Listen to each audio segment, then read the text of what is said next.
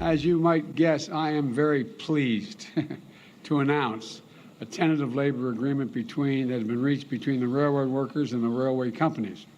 This agreement is a big win for America and for both, in my view. And this is a win for tens of thousands of rail workers and for their dignity and the dignity of their work. It's a recognition of that.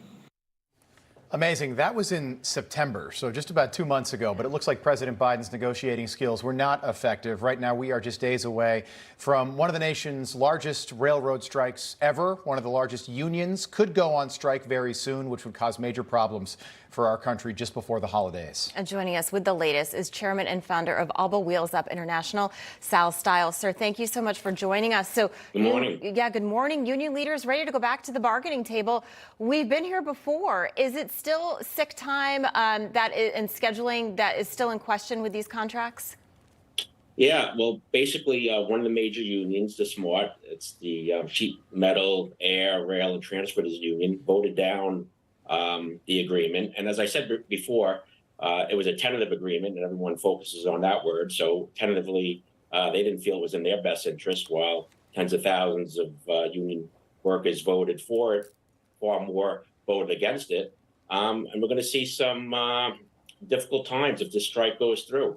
A lot of people don't realize that the rails carry a third of all cargo goods throughout the U.S. And many of these goods actually, the largest customers are FedEx and UPS. So I'm not sure if there was a strike, holiday packages would get delayed. So it's a myriad of issues, obviously. Yeah, this could be, you could make the argument this is the worst possible time of year. The strike is scheduled to start on December 9th, so about 2 weeks from today, and that date is about 2 weeks from Christmas Day. So the implications for the holidays, that's pretty significant. What would this mean for the economy? The estimate is $2 billion in losses a day for the U.S. economy.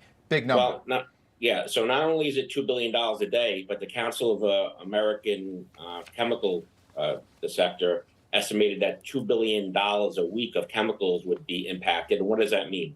Factories that need fuel and chemicals to manufacture goods, they'll be at a shutdown. So basically, that'll be a backlash for many smaller companies. And I want to bring something also up that I'm pretty sure, a lot of these goods move perishables and foods and so forth. And if there's a strike, I'm not sure if these companies would be covered under insurance, because many insurance companies actually have exemptions for strike. So could you imagine small and medium-sized businesses losing millions of dollars of cargo that they have no recourse on? Wow. Yeah, and also fertilizer, water, hospital disinfectants, things that hospitals need, that people need. President Biden credited the first strike avoidance a win right ahead of the midterm elections. But as you mentioned, it's pretty much falling apart. What needs to be done to avoid a strike? Well, what needs to be done is, I think the rail unions have seen this as their time to shine. Very few times in decades could they have this type of negotiating power, especially since logistics has been in the forefront in the last year and a half in front of the American people. So I think this is their time to make an impact, and I don't think they're going to back down. They want their quality of life. They're claiming that they only have a few days for bereavement or sick days, and it's not just about the money. So I think they're going to stand firm. Yeah, we've had members of the union on, and it sounds like reasonable requests, but this could cause major disruptions to the supply chain. Do you see Congress having to get involved here?